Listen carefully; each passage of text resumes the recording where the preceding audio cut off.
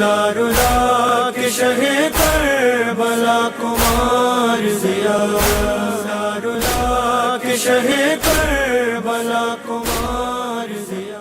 اعوذ باللہ من الشیطان اللعین الرجیم، بسم اللہ الرحمن الرحیم، الحمد للہ رب العالمین، السلام علی الحسین وعلی علی ابن الحسین وعلی اولاد الحسین وعلی اصحاب الحسین، اللہم لن قتلت الحسین واولادہ واصحابہ وانصارہ واجدادہ۔ ناظرین اکرام، سلام علیکم ورحمۃ اللہ وبرکاتہ۔ آپ دیکھ رہے ہیں پروگرام شہدائے کربلا کے رجز، جہاں ہم گفتگو کر رہے ہیں امام حسین علیہ السلام کے ان شہداء کے رجز کی جو اپنے آپ میں بے مثل و بے نظیر ہیں۔ تاریخ نہ جانے کتنے سالوں سے بڑھتی چلی جا رہی ہے، مگر ان 72 کی مثال کوئی آج تک نہیں لا پایا کہ ان کا جذبہ، ان کا ایثار، ان کی قربانی اپنے وقت کے امام کے لیے ایسی تھی کہ جس کی مثال شاید پھر کبھی نہیں ملے گی۔ ان شہداء کے رجز کو آپ کے سامنے لانے کا مقصد یہی ہے کہ جس طریقے سے وہ اپنے وقت کے امام کے لیے نڈر تھے، بے خوف تھے، بے خطر تھے، اسی طریقے سے ہم بھی اپنے وقت کے حسین کے لیے بے خوف و بے خطر ہو کے دشمن کی آنکھوں میں آنکھیں ڈال کر حق بیانی کر سکیں۔ اس گفتگو میں میرے ساتھ خواہر تفسیر فاطمہ رضوی بنی ہوئی ہیں، آئیے ان کا استقبال کرتے ہیں۔ السلام علیکم خواہر۔ وعلیکم السلام ورحمۃ اللہ۔ خواہر، آج گفتگو ہم اس شہید کی کریں گے کہ جو 72 شہدائے کربلا میں بھی جو خود اپنے آپ میں بے مثال و بے نظیر ہیں، ان میں ایک ایسی شخصیت ہے کہ جس کے اوپر معصوم ہونے کا بھی یوں کہہ لیجئے کہ شک ہو جایا کرتا ہے، کہ جس کے اوپر دل اس قدر عقیدہ رکھتا ہے کہ ہر پریشانی میں اگر کوئی نام یاد آتا ہے تو حضرت عباس علیہ السلام کا نام ہے۔ وہ شخصیت جو اہل حرم کی آس تھے، اور جیسا ہم نے پچھلے ایپیسوڈ میں کہا تھا کہ امام حسین ہر کسی کی آس تھے، مگر کوئی اگر امام حسین علیہ السلام کی آس تھا تو وہ حضرت عباس علیہ السلام تھے۔ اور حق بھی ہے کہ جس شخصیت کو امیر المومنین اپنی دعاؤں میں مانگیں اس کو ایسا ہی ہونا تھا۔ بے شک۔ میں یہ چاہتی ہوں خواہر کہ جو پیشن گوئیاں حضرت عباس علیہ السلام کی ولادت کی ہمیں تاریخ بھری ہوئی ملتی ہے، وہ اہل بیت کی طرف سے تھیں۔ کیا کوئی پیشن گوئی جو ہے وہ جناب فاطمہ کلابیہ یعنی جناب ام البنین کے خانوادے کی طرف بھی اس ولادت کے اعتبار سے ہوئی تھی؟ اعوذ باللہ من الشیطان الرجیم، بسم اللہ الرحمن الرحیم، وبہ نستعین وہو خیر و ناصر و معین۔ جناب ام البنین کے خانوادے میں اگر ہم دیکھیں تو خود جناب ام البنین کی وہ مشہور روایت ہمیشہ پڑھی جاتی ہے کہ انہوں نے عالم خواب میں دیکھا کہ آسمان کا چاند میری آغوش میں آیا ہے۔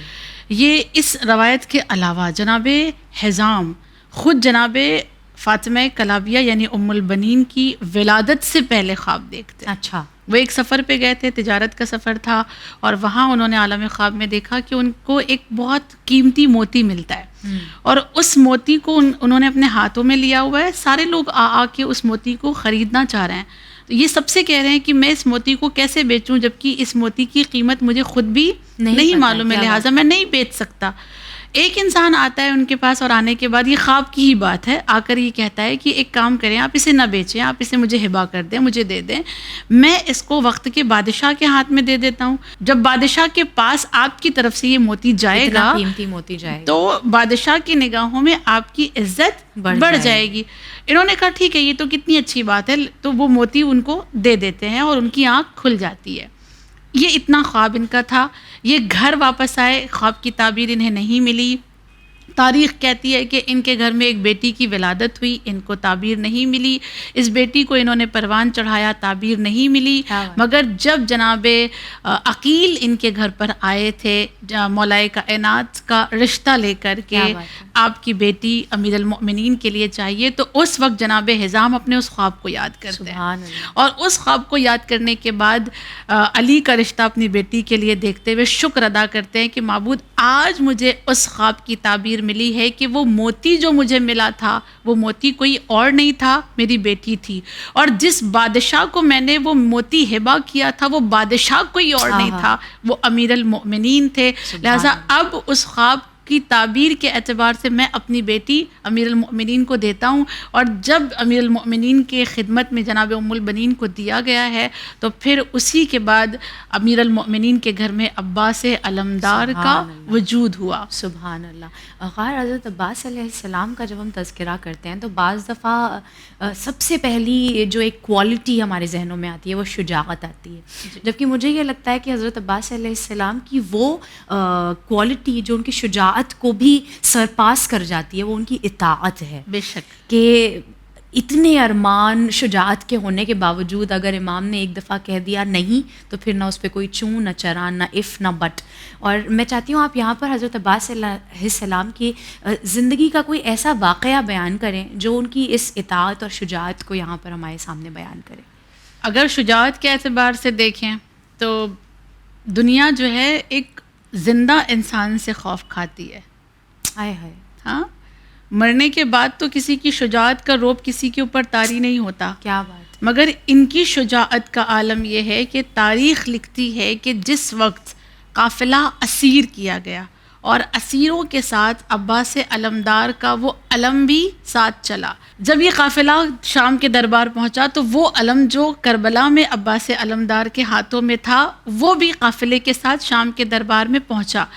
اب تاریخ یہاں پہ لکھتی ہے کہ جیسے ہی قافلہ اندر داخل ہوا تو یزید جو بیٹھا ہوا تھا تخت پر وہ کھڑا ہو گیا اور اس پرچم کو کبھی اس طرف سے دیکھتا ہے، کبھی اس طرف سے دیکھتا ہے، اور حیران ہو کر ایک سوال کرتا ہے کہ کوئی مجھے یہ بتائے گا کہ یہ پرچم کربلا کی سرزمین پر کس کے ہاتھوں میں تھا؟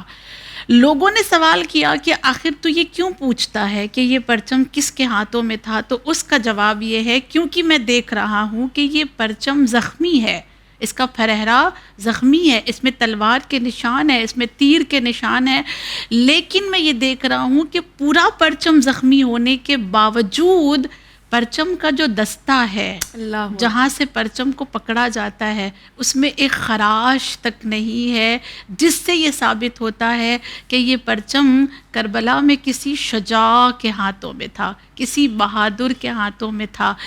ان کی بہادری کا روب، ان کی شجاعت کا روب ان کے پرچم سے اگر ظاہر ہو رہا ہے، جس پرچم کو یہ پکڑ لیں اس دستے سے اگر کسی کو ان کی شجاعت سمجھ میں آ رہی ہے تو پھر ان کی ذات کی شجاعت کو سمجھنا ہمارے اور آپ کے بس میں نہیں ہے۔ یہ شجاعت کا ایک منظر ہے۔ اگر ان کے اطاعت کا منظر ہم دیکھنا چاہیں کہ اطاعت گزاری کیسی ہے تو ساری تاریخ ہمیں اور آپ کو ملتی ہے کہ کربلا میں ہر کسی نے مدینے کے راستے میں یا کربلا کے راستے میں یہ کہتے ہوئے سنا ہے کہ مولا یہاں نہ جائیں، مولا وہاں نہ جائیں، مولا راستہ بدل لیں، بچوں کو نہ لے جائیں، عورتوں کو نہ لے جائیں، لیکن کوئی ایک مشورہ مجھے تاریخ لا کر دکھا دے کہ جو ابوالفضل نے دیا ہو۔ ہاں، یہ تاریخ کہتی ہے کہ جس وقت لوگ آئے اور آنے کے بعد ابوالفضل سے کہا کہ یہ آپ کے آقا ہم لوگوں کی بات نہیں مان رہے ہیں، آپ ایک کام کریں نا، آپ اپنے آقا سے کہیں کہ وہ نہ جائیں، اپنا ارادہ بدل دیں تو آپ کی بات وہ مان لیں گے۔ اس موقع پر جناب عباس نے یہ جملہ کہا تھا، تمہیں معلوم نہیں ہے وہ آقا ہیں، میں غلام ہوں، وہ شہزادی کے بیٹے ہیں، میں کنیز کا بیٹا ہوں، میں انہیں مشورہ نہیں دے سکتا، وہ جہاں جائیں گے عباس ان کے پیچھے پیچھے جائے گا، میں مشورہ نہیں دیں، کیونکہ غلام کا کام یہ ہے کہ وہ آقا کی اطاعت کرے، غلام کا کام یہ نہیں ہے کہ وہ آقا کو مشورہ دے، لہٰذا جو فیصلہ میرے آقا کا ہوگا اس فیصلے پر عباس عمل کرے گا۔ اور آج بھی اگر ہم کربلا کی سرزمین پر چلے جائیں تو اطاعت کا ایک منظر نظر آتا ہے۔ اگر آپ نے سنا ہو، ناظرین اس بات کو شاید جانتے ہوں گے، اور خصوصی طور پر میرے وہ ناظرین جو کربلا کے زائر بن چکے ہیں انہوں نے اس بات کو ضرور محسوس کیا ہوگا۔ جب ہم بین الحرمین میں جا کر بیٹھتے ہیں تو ایک طرف مولا عباس کا روضہ نظر آتا ہے، دوسری طرف آقا حسین کا روضہ نظر آتا ہے، اور دونوں روضوں میں گھڑی لگی ہوئی ہے جس میں وقت ہونے پر گھنٹی بجتی ہے۔ صحیح ہے، ہم دیکھیں جا کے وہاں بیٹھ کر کہ جب وقت ہوتا ہے، جب گھنٹی بجنے کا وقت آتا ہے تو پہلے جو آواز آتی ہے گھنٹے کی وہ امام حسین کے حرم سے آتی ہے، بعد میں جو آواز آتی ہے وہ آقا عباس کے حرم سے آتی ہے۔ علاقہ ایک ہے نا؟ کیا بات، علاقہ تو ایک ہے، شہر ایک ہے، اور کتنا فاصلہ ہے. وقت ایک ساتھ ہونا چاہیے، دونوں روزے کی جو گھڑیاں ہیں ان کو ایک ساتھ بجنا چاہیے، لیکن کچھ لمحے کے بعد یہاں سے آواز آتی ہے. جب اس کو پوچھا گیا وہاں کے خادموں سے کہ یہ کیا ماجرا ہے، جب ایک ہی ایریا ہے، ایک ہی علاقہ ہے، تو دونوں ساتھ میں کیوں نہیں بجتے؟ کیا آپ نے جان بوجھ کے اس کی سیٹنگ ایسی کی ہوئی ہے؟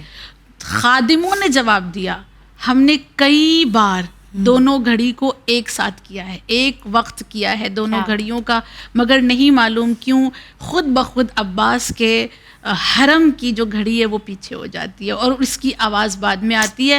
ہم نے مولا کی مصلحت سمجھ کر اسے چھوڑ دیا ہے. یعنی آج بھی آپ دیکھیں اس منظر کو دیکھ کر علماء یہ کہتے ہیں کہ آج بھی ایسا لگتا ہے کہ امام حسین کے حرم سے آتی ہے صدا حل میں ناصر ینصرنا تو فوراً یہاں سے صدا آتی ہے لبیک یا حسین. یعنی آج بھی اطاعت کا منظر یہ ہے، یہ ایک جیتا ہوا معجزہ ہمارے سامنے ہے کہ مولا عباس مولا حسین سے کبھی آگے نہیں جا سکتے. جس طرح انہوں نے اپنے سر کو ان کے برابر رکنے نہیں دیا، زمین پر گر گئے، آج بھی اس کی مثال انہوں نے قائم رکھی ہے. بے شک. مجھے یہاں پر خیر وہ شعر یاد آتا ہے کہ ہر آرزو کو اپنے فرائض پہ وار کے جیتی ہے کائنات وفا خود کو ہار کے، اور تلوار اس سے لے لی جب اس کے امام نے، اس نے بدن سے رکھ دیے بازو اتار کے. کہ ان ہاتھوں کا کروں گا کیا جب امام نے کہہ دیا کہ تلوار نہیں اٹھانی ہے. یہ اطاعت ہے حضرت عباس علیہ السلام. اور یہیں سے میرا دوسرا سوال نکلتا ہے خواہر کہ رجز تو دراصل وہ جا کر میدان میں پڑتا ہے کہ جسے جنگ کرنی ہو. حضرت عباس علیہ السلام کو تو جنگ کی اجازت دی ہی نہیں گئی تھی، کیونکہ امام حسین علیہ السلام جانتے تھے کہ ساری جو ہے وہ تصویر پلٹ جائے گی. شے اگر لڑنے کی دے دیتے رضا عباس کو، شام تک لاشوں پہ ملتا راستہ عباس کو. اور اسی وجہ سے امام حسین نے نہیں دی تھی آپ کو رضا. تو کیا حضرت عباس علیہ السلام کے رجز ملتے ہیں تاریخ میں جبکہ انہوں نے جنگ نہیں کی؟ اذن وغا نہ ہونے کے باوجود جس شہید کا سب سے زیادہ رجز ملا وہ علمدار باوفا ہے. سبحان اللہ. سب سے زیادہ رجز انہوں نے ہی پڑھی ہے، اور ایسا لگ رہا تھا ان کے رجز کو پڑھنے کے بعد کہ شاید تیر و تلوار کا کام ان کے یہ الفاظ کر رہے ہیں. ان کے یہ رجز کے الفاظ جو تھے یہ تبر کا کام کر رہا ہے، یہ ایک وار کا کام کر رہے ہیں. اور انہوں نے کئی مقامات پہ رجز پڑھی ہے، جس میں سے سب سے پہلا مقام یہ ہے کہ جب انہوں نے اپنے بھائیوں کو شہید کیا تھا اور یہ کہا تھا کہ میری جانب سے تم قربان ہو جاؤ، کیونکہ میں نہیں چاہتا کہ تمہاری زندگی رہے اور آقا کے بیٹے قربان ہوتے رہیں.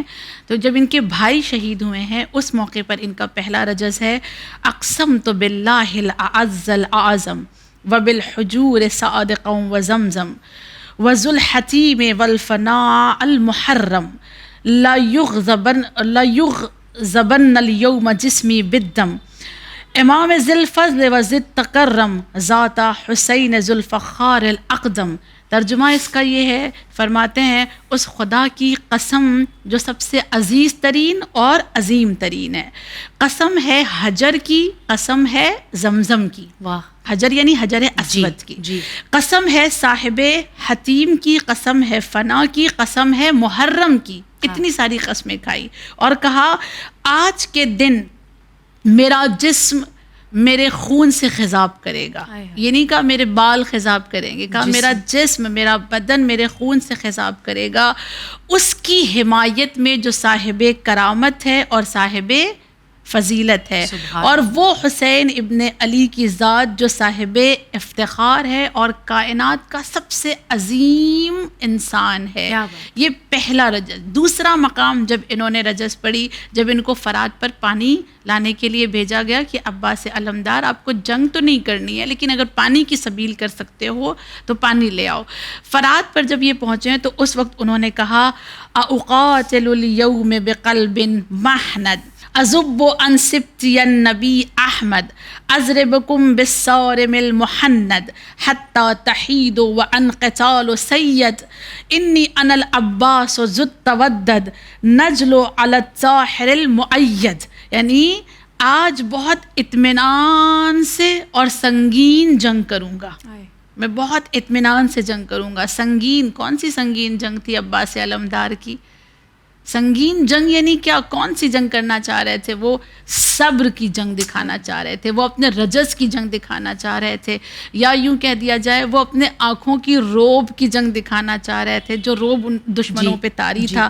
پھر فرماتے ہیں اور فرزند رسول کی حمایت میں اپنی جان کو قربان کر دوں گا، میں شمشیر کو اس طرح سے چلاؤں گا کہ میں شمشیر کو چلاتے چلاتے اپنے بازوؤں کو امام حسین پر وار دوں گا۔ وہ میرے مولا جو سب سے زیادہ پاکیزہ ہے، سب سے زیادہ طاہر ہیں، اور اللہ کی جانب سے جو سب سے زیادہ مکرم ہے زمین پر، میں ان کے لیے اپنی جان کو قربان کرنے آیا ہوں۔ خیمے میں جانے سے پہلے جب انہوں نے پانی بھر لیا تھا فرات پر، اور راستے میں جب وہ چل رہے تھے، تو اس وقت انہوں نے جو پڑھا ہے رجز، وہ جملے بھی بڑے خوبصورت ہیں۔ کتنی حسرت تھی حضرت عباس علیہ السلام کے دل میں کہ جنگ کی اجازت نہ ملنے کے باوجود بھی ہر تھوڑی تھوڑی دیر پر یہ رجز خوانی کا کرنا، یہ دکھاتا ہے کہ کتنے جذبات جو ہیں وہ دل میں دبے ہوئے تھے۔ بے شک اب جب خیمے کی جانب چلے ہیں پانی بھر کے، تو انہوں نے کہا یا نفسو من بعد الحسین حونی وبعدہ لا کنت ان تکونی هذا الحسین وارد المنون وتشربین بارد المعین حیحات ما هذا فعال دینی ولا فعال صادق الیقین۔ ترجمہ ہے اس کا، اے نفس زندگی، حسین کے بعد زندگی کا معنی کیا ہے؟ کتنا خوبصورت ترجمہ ہے اس کا۔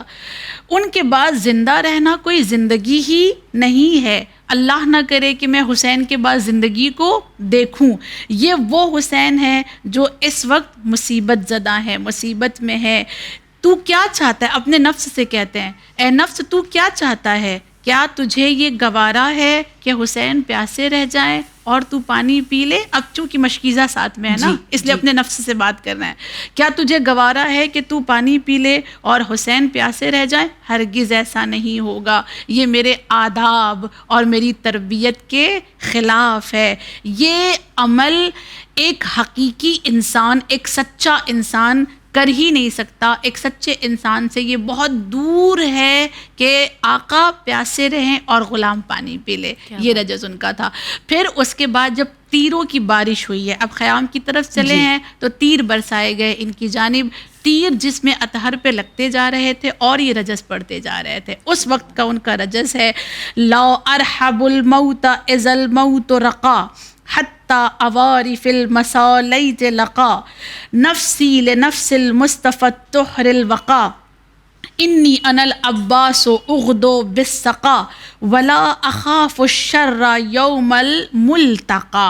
یعنی میں موت سے فرار کرنے والوں میں سے نہیں ہوں، میں موت سے فرار نہیں کروں گا۔ اب چونکہ تیر آنے لگے، میں موت سے فرار نہیں کروں گا جب تک میں موت کو اپنے سامنے نہ دیکھ لوں، اور اس موت کو جب تک میں لباس کی طرح نہ پہن لوں تب تک میں یہاں سے جانے والا نہیں ہوں۔ میری جان حسین پہ قربان ہو جائے، میں عباس ہوں اور میں نے سقائی کا وعدہ کیا ہے، یہ پانی وہاں پہنچے گا۔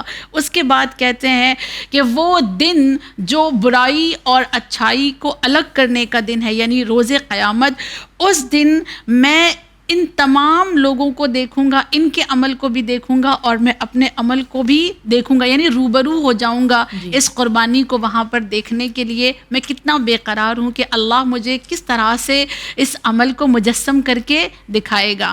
اس کے بعد مولا عباس کے بازو قلم ہوئے۔ ہم سب جانتے ہیں کہ مولا عباس کے بازو قلم ہوئے، جب راست یعنی سیدھا بازو ان کا قلم ہوا ہے، تو اس موقع پر مولا عباس نے رجز پڑھی ہے۔ دو جملے ہیں، دونوں بازو کے قلم ہوتے وقت مولا عباس نے کہا واللہ ان قطعتم یمینی انی احامی ابدا عن دینی وعن امام صادق الیقین نجل النبی الطاہر الامین۔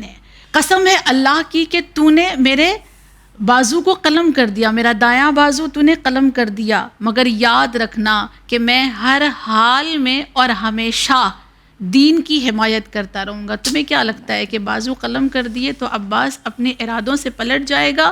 ایسا نہیں ہوگا۔ میں اس امام کے ساتھ ہوں جو صادق ہے اور برحق ہے، اور وہ نبی طاہر کا بیٹا ہے، وہ اس نبی کا بیٹا ہے جو اللہ کے امین ہے، لہٰذا ان کی حمایت کرتا رہوں گا۔ آگے بڑھے تو ان کا دوسرا بازو قلم ہوا۔ جب دایاں بازو قلم ہونے کے بعد انہوں نے اپنی ہمت کو جٹایا اور ظالموں نے دیکھا کہ اب ان کی ہمت سے ہم لوگ ہار چکے ہیں، تو بائیں بازو کو بھی قلم کیا، مگر بایاں بازو جب قلم ہوا تو پھر مولا عباس نے جملے کہے، فرماتے ہیں یا نفس لا تخشی من الکفار۔ کتنا خوبصورت جملہ ہے۔ وَأَبْشَرِي بِرَحْمَةِ الْجَبَّارِ مَعَ النَّبِيِّ السَّيِّدِ الْمُخْتَارِ قَدْ قَطَعُوا بِبَغْيِهِمْ يَسَارًا فَاصِلْهِمْ يَا رَبِّ حَرِّ النَّارِ، یعنی اے میرے نفس تو ان کفار سے ڈرنا نہیں۔ دوسرا بازو قلم ہوا تو کہا میرے نفس ان کفار سے تو ڈرنا نہیں، تجھے خدائے جبار نے بشارت دی ہے۔ یہ کس چیز کی بات کر رہے ہیں؟ کہ تجھے خدائے جبار نے بشارت دی ہے کہ تیرا ٹھکانہ جو ہے وہ بہشت ہے، تجھے بہشت کی سند مل چکی ہے۔ کب کی بات کر رہے ہیں؟ یہ شب عاشور کو یاد کر کے، جب وہ منظر دکھا دیے گئے تھے حجاب ہٹا کر، تو اس کو یاد کر کے یہاں پہ کہتے ہیں کہ خدائے بزرگ نے تجھے بہشت کی بشارت دے دی ہے، لہٰذا ان سے تو ڈرنا نہیں اور اپنے آقا کا ساتھ دیتے رہنا۔ اے سرکش اور طغیان فوج، یعنی اے سرکش اور طغیان فوج، تو نے میرے بازوؤں کو کاٹ دیا ہے، اب پروردگار عالم تجھے آتش جہنم میں جلائے گا۔ یہ وہ الفاظ ہے، یہ وہ اشعار ہے، یہ وہ رجز ہے جو مولا عباس کی طرف سے آئے ہیں، جن کے ایک ایک جملے ہم دیکھیں امام حسین سے کم نہیں ہے، بالکل کسی تلوار سے کم نہیں ہے، اور ایک ایک جملے میں امام حسین کی محبت جھلکتی ہوئی نظر آتی ہے۔ اتنے سارے آپ کے سامنے رجز کے اشعار میں نے آپ پڑھے ہیں، کسی ایک رجز میں ایسا ملا ہے جہاں امام حسین کا ذکر نہ کیا ہو۔ ہر مقام پہ کہہ رہے ہیں کہ اس امام کی اطاعت کرتا ہوں، اس امام کی حمایت کروں گا، وہ امام جو صادق ہے، وہ جو برحق ہے، وہ جو نبی کا نواسا ہے، یعنی بار بار ظالموں کو بتا رہے ہیں جو مجھے مل گیا ہے جی وہ تمہیں نہیں ملا ہے، اور اب میں اپنے ارادے کو بدل کر ان کو چھوڑ کر واپس آنے والا نہیں ہوں۔ یہی پیغام ہے غازی علمدار کا ہمارے لیے بھی، کہ چاہے جان جاتی ہے تو چلی جائے، مگر دامن حسین کبھی ہمارے ہاتھوں سے نہ جانے پائے۔ بس الہی آمین۔ خدا ہماری اس دعا کو، اس کوشش کو قبول فرمائے، اور حضرت عباس علیہ السلام کا نمونہ اپنے آپ میں ایسا بہترین نمونہ ہے کہ ہم چاہ کر بھی ایسا کوئی نمونہ ڈھونڈ نہیں سکتے ہیں، اور یہی اولاد علی ہیں، یہی اولاد محمد ہیں، یہی اولاد ابو طالب ہیں، جو میدان قتال میں آ جائیں تو ان سے بہتر جنگ کرنے والا کوئی نہیں ہے، جو ممبر پر آ جائیں تو ان سے بہتر بولنے والا کوئی نہیں ہے۔ یہ حضرت عباس علیہ السلام کے رجز ثابت کرتے ہیں کہ اگر مجھے جنگ کی اجازت نہیں دی گئی تو تم کیا سمجھتے ہو؟ میں تمہیں زبان سے زیر کروں گا، میں تمہیں اپنے ارادوں سے زیر کروں گا، اور اللہ ہمیں بھی توفیق دے کہ اسی طریقے سے ہم جتنی بھی چھوٹی کوشش ہو سکے اس سے اپنے امام کی بارگاہ میں بس قابل قبول ہو جائے۔ خواہر آپ کا بہت بہت شکریہ، اور انشاءاللہ اگلے ایپیسوڈ میں آپ سے ملاقات کریں گے۔ جزاک اللہ۔ عزیزان محترم، یہ حضرت عباس علمبردار کے تاریخ میں نہ جانے کتنے علمدار گزرے ہیں، لیکن جب نام علمدار آتا ہے تو سوائے حضرت عباس علیہ السلام کے اور کوئی تصویر اور کوئی نقشہ ذہن میں ابھر کر آتا ہی نہیں ہے۔ یہ ایک دن کی علمبرداری صدیوں کی علمداریوں پر حاوی ہے، اور ہمارے لیے یہ بات فخر کی ہے کہ ہم اس کے غلام ہیں جو حسین کا غلام ہے، جو حسین کا بہترین غلام ہے۔ اللہ ہمیں توفیق دے کہ ہم نہ صرف حضرت عباس علیہ السلام کے مصائب پر گریہ کر سکیں، بلکہ ان احساسات کو جی سکیں اور اپنے وقت کے حسین کے لیے وہی اطاعت، وہی شجاعت لوگوں کے سامنے رکھ سکیں۔ عزیزان گرامی، یہ ہمارا ایپیسوڈ آج یہیں اختتام پاتا ہے۔ انشاءاللہ دوبارہ حاضر خدمت ہوں گے کسی اور شہید کا رجز لے کر۔ آپ دیکھتے رہیے چینل ون، پھیلاتے رہیے پیغام امام حسین۔ فی امان اللہ۔